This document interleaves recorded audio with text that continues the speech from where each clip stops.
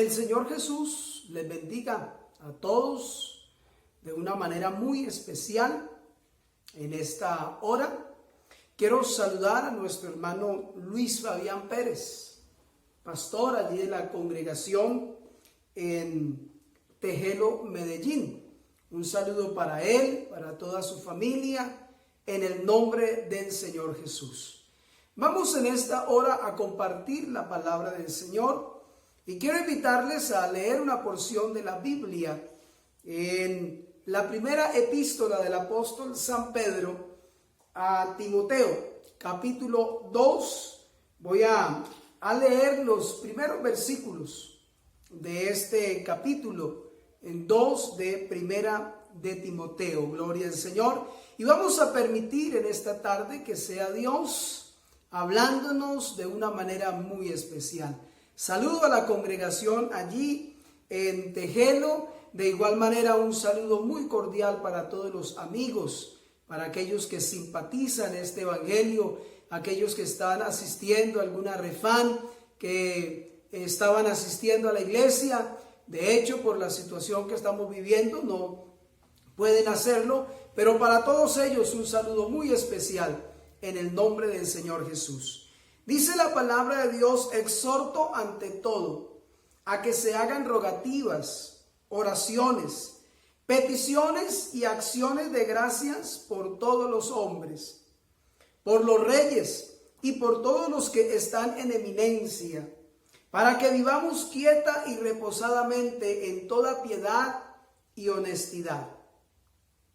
Porque esto es bueno y agradable delante de Dios, nuestro Salvador, el cual quiere que todos los hombres sean salvos y vengan al conocimiento de la verdad.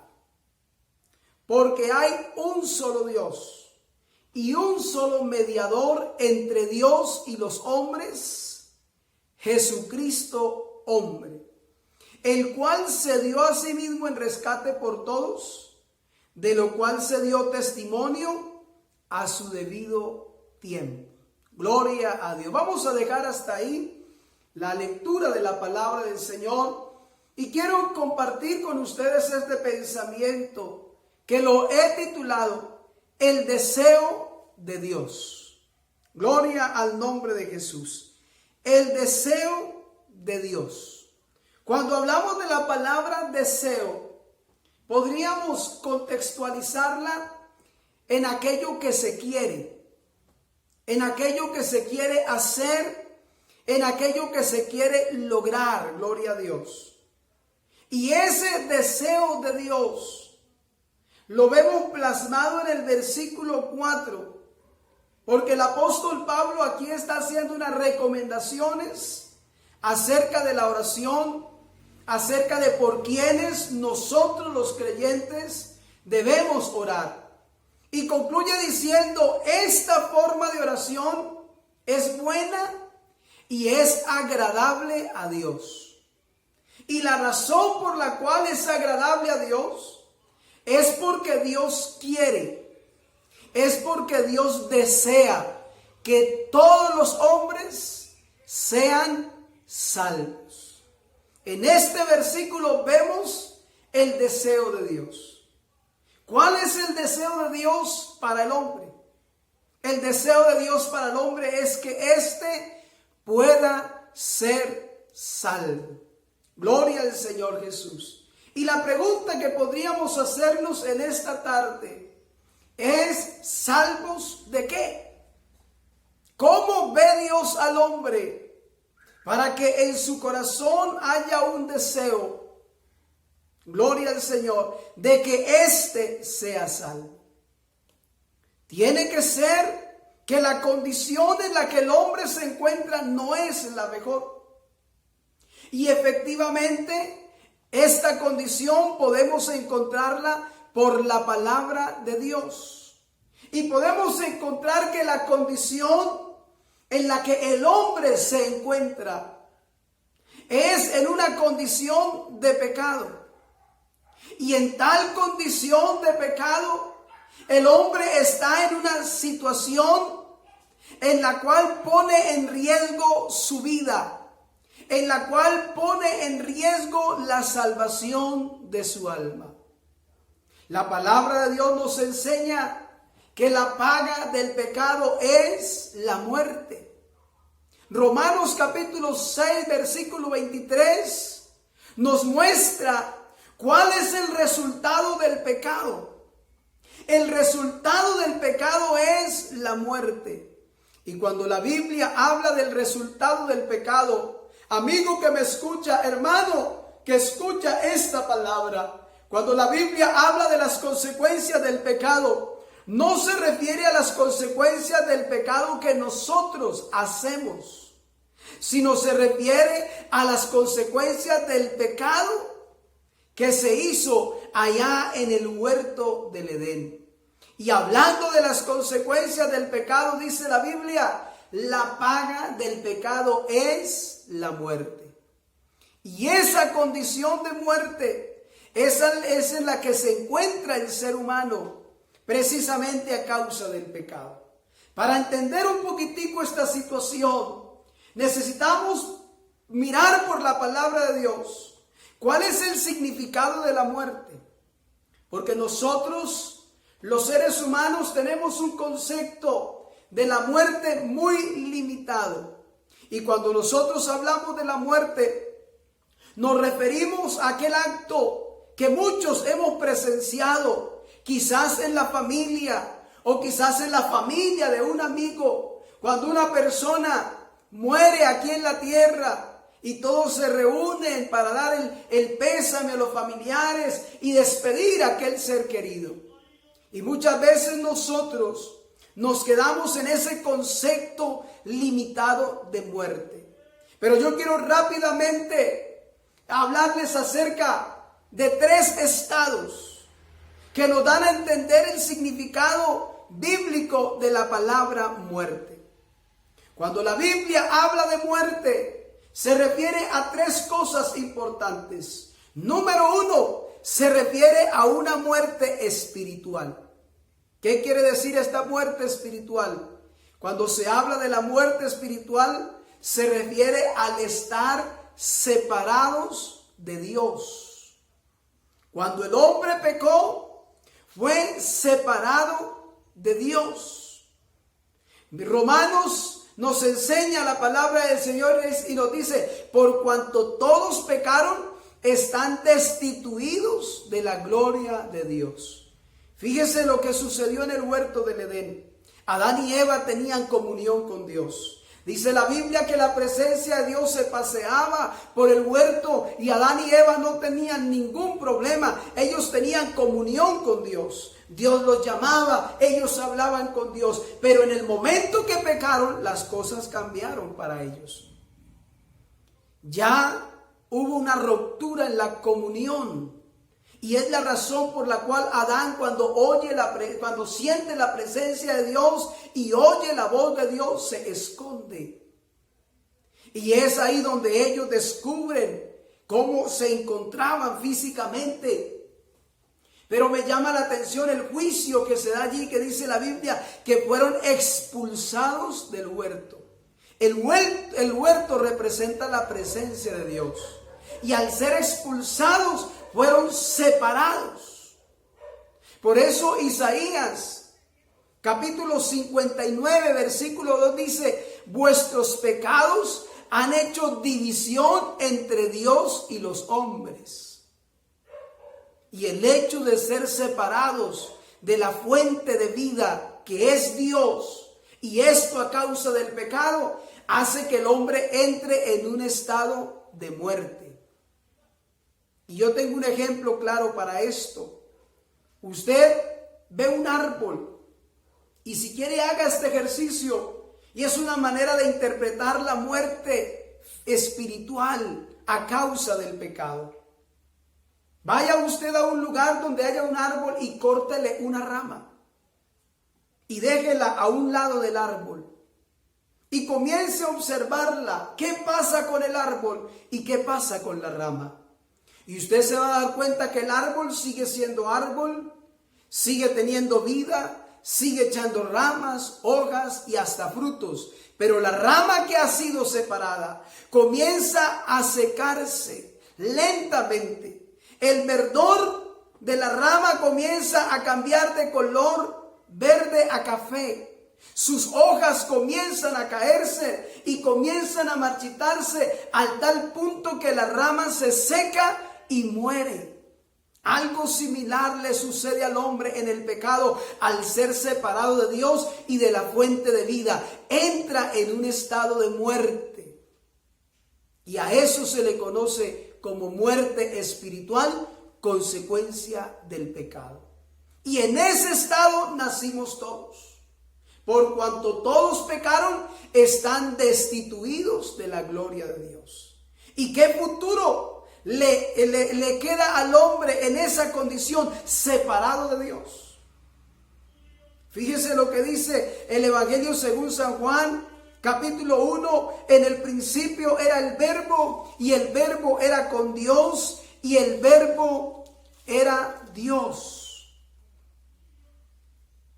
Este era en el principio con Dios. Todas las cosas por Él fueron hechas, y sin Él nada de lo que ha sido fue hecho. En Él estaba la vida, y la vida era la luz de los hombres. Pero a causa del pecado, el hombre entró en un estado de muerte como aquella rama.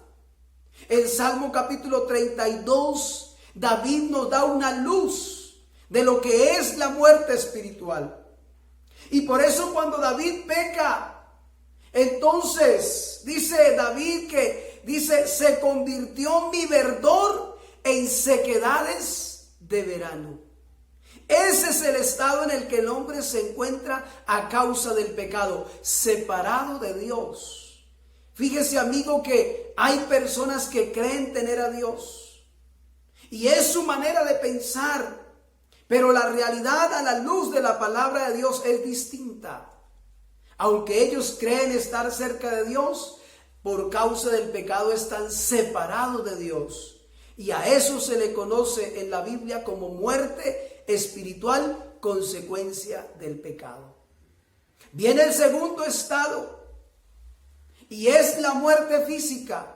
El proverbista Salomón lo describe de la mejor manera. Y es una frase muy común entre nosotros. Y el polvo vuelve a la tierra como era, y el espíritu vuelve a Dios que lo dio. Ahí la muerte es un estado en el cual hay una separación del espíritu y el cuerpo. Ese espíritu el cual Dios sopló cuando hizo al hombre, sopló en su nariz, dice la Biblia, aliento de vida, y fue el hombre un ser viviente. Pero en el momento en que ese espíritu vuelve a Dios y el cuerpo queda ahí inerte, eso se conoce como la muerte física, la separación del aliento de vida y del cuerpo. Y esa es la muerte que todos nosotros conocemos. Y muchos se quedan hasta ahí, dicen hasta ahí llegó el fin. Pero yo quiero decirles, queridos amigos, que cuando Dios hizo al hombre, compartió en él, dice la Biblia, dice que compartió de su espíritu, de su naturaleza. Por eso es que hay algo en el hombre que no muere.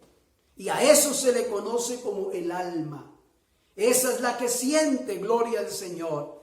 Gloria al nombre de Jesús. Entonces ahora viene la muerte física, y esta también es consecuencia del pecado. Es consecuencia del pecado, porque antes del pecado no había muerte. Pero a causa del pecado vino la muerte, gloria a Dios. Y también la palabra de Dios nos enseña en el libro de Apocalipsis, y vamos a mirarlo rápidamente. Libro de Apocalipsis. Gloria al nombre de Jesús. Y entonces dice la palabra del Señor. Vamos a mirarlo rápidamente. Y dice: he aquí yo vengo pronto, y mi galardón conmigo, para recompensar a cada uno según haya sido su obra. Y en el capítulo 21, versículo 7 dice: el que venciere heredará todas las cosas, y yo seré su Dios, y él será mi hijo.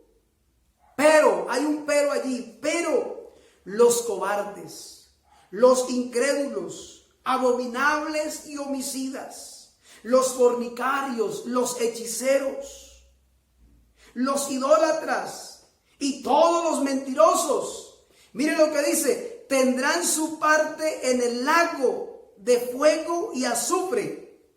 Esta es la muerte segunda. Entonces vemos un tercer estado, y lo podemos interpretar como la muerte segunda. ¿Y a qué se refiere la muerte segunda? Muy sencillo, mi amigo, a vivir una eternidad separados de Dios. Si usted lee por allí en Primera de Tesalonicenses, Segunda de Tesalonicenses capítulo 1 versículo 7, dice: y a vosotros que sois atribulados, daros reposo con nosotros cuando se manifieste el Señor Jesús. Está hablando a la iglesia, esa iglesia que sufre a causa del evangelio, pero les dice: no se preocupe, que cuando el Señor venga les va a dar reposo. Les va a dar reposo. Pero ahí muestra cómo ha de venir el Señor. Y dice que Él viene desde el cielo con los ángeles de su poder en llama de fuego para dar retribución, en otras palabras, para dar pago, recompensa. ¿A quiénes?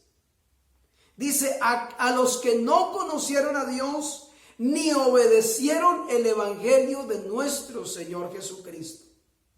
Porque es que el evangelio es para salvación. ¿Y qué le va a pasar a los que no conocieron a Dios ni obedecieron el evangelio? ¿Cuál va a ser el pago? ¿Cuál va a ser la recompensa de haber hecho caso omiso al evangelio, que es el poder de Dios para salvación? Dice el versículo 9, los cuales sufrirán pena de eterna perdición, excluidos de la presencia del Señor y de la gloria de su poder. Separados de Dios por toda una eternidad. Y si usted mira por la palabra de Dios, ¿qué significa o qué se siente estar separado de Dios por toda una eternidad? Jesús lo describió de la siguiente manera: allí será el lloro y el crujir de dientes. Los espíritus inmundos, aquellos ángeles que se rebelaron y que hoy se conocen como espíritus malos o demonios, describen este estado como un estado de tormento. Por eso cuando Jesús llegó a la tierra de los Gadarenos, dice la Biblia que había un hombre que estaba poseído, y a lo que Jesús pisó ese lugar, esos espíritus corrieron e hicieron que este hombre se hincara delante de Dios. Y la pregunta que le hicieron los espíritus a Jesús fue: ¿por qué has venido a atormentarnos antes de tiempo?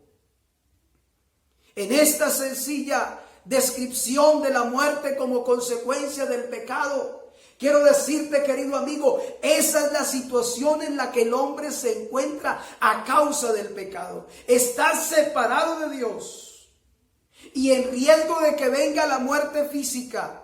Y si la muerte física sorprende al hombre en pecado, separado de Dios, dice la Biblia que la muerte operará como una cárcel, o como una pena, como le llaman, una pena perpetua, o una cadena perpetua.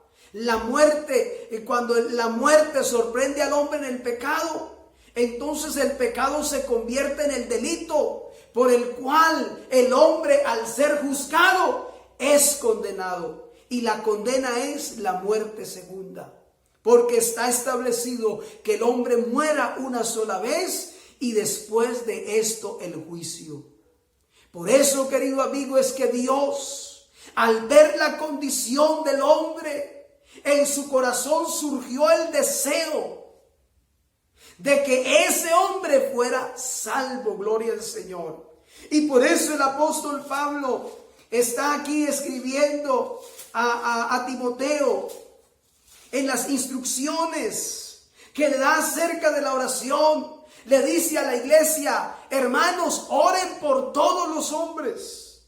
Ustedes que ya conocieron a Dios, ustedes que ya obedecieron el evangelio de Jesucristo y que por haberlo hecho han alcanzado la salvación, ahora yo les insto para que oren por todos los hombres, incluyendo los que están en eminencia, en lugares altos de reconocimiento público.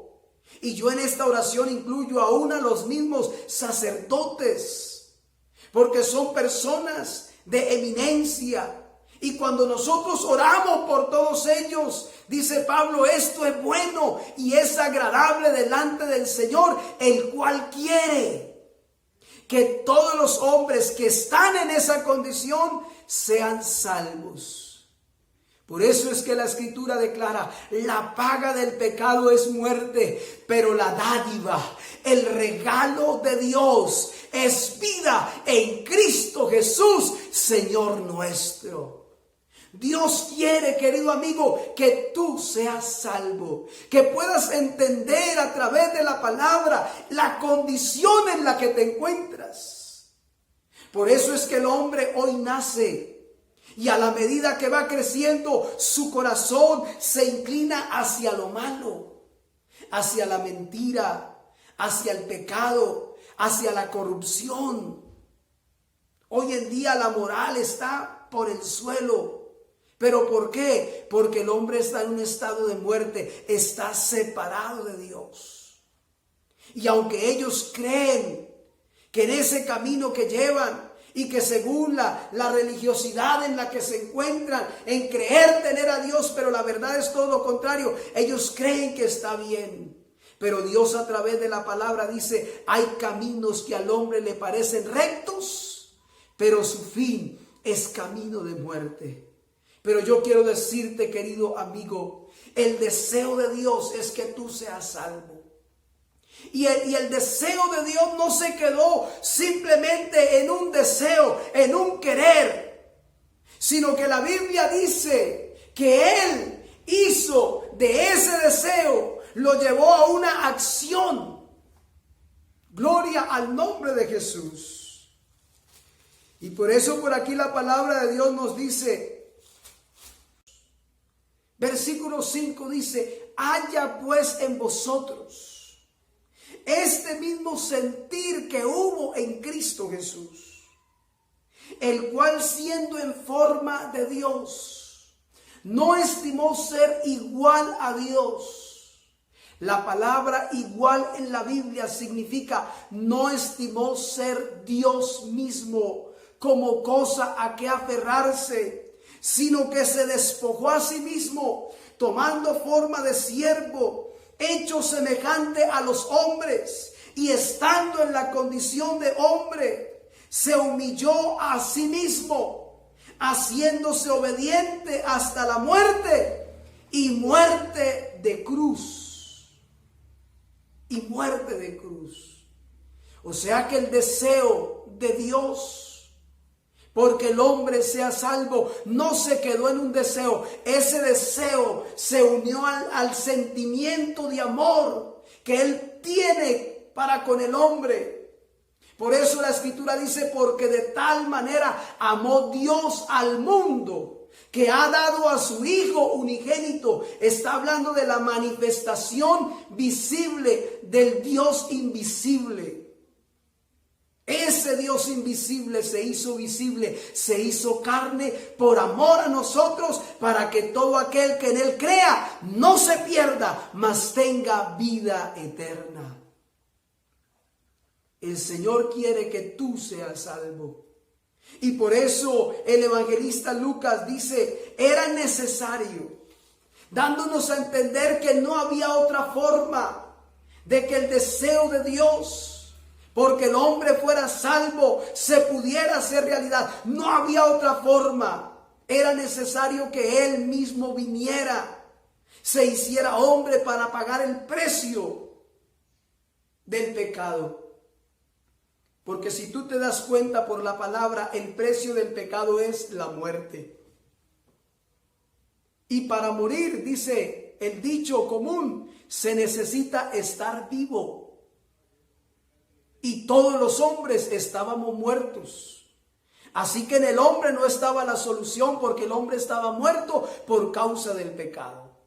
En el cielo tampoco estaba la solución, porque escrito está: sin derramamiento de sangre no hay remisión de pecados.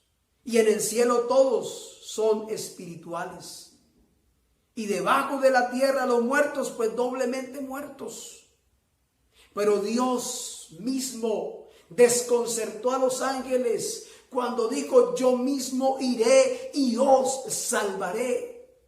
Y cuando se manifestó en carne dijo: yo tengo vida y tengo poder para darla y para volverla a tomar. Y después de que hace ese acto en la cruz del Calvario y muere, dice la Biblia que al tercer día resucitó de entre los muertos.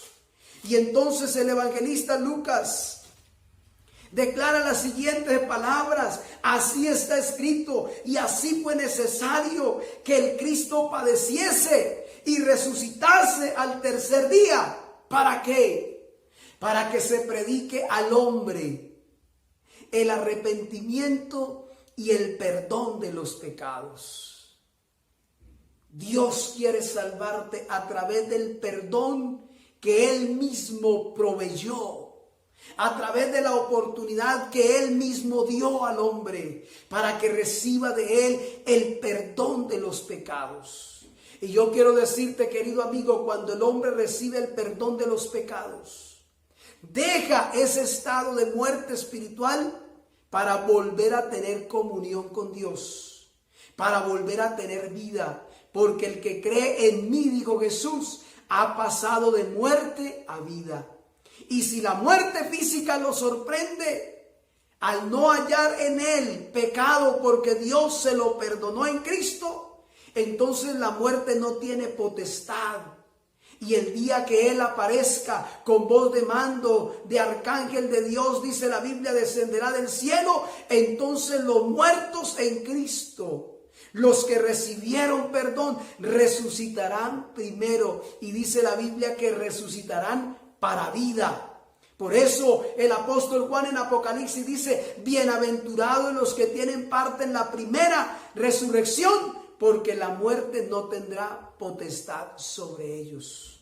La muerte segunda ya no será un problema para ellos.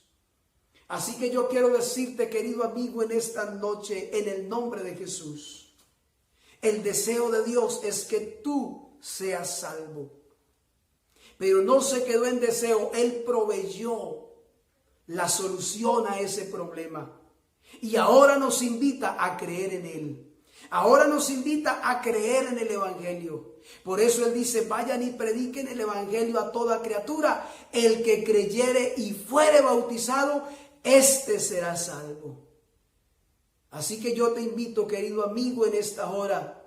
A los hermanos les invito para valorar esta salvación. Y a los amigos les invito: reciban el Evangelio. Porque a través del Evangelio se ha revelado el poder de Dios para salvación a todo aquel que cree, dice la Biblia. Sea que quien recibe la salvación o en quien se cumple el deseo de Dios de salvar al hombre, es en aquel que cree.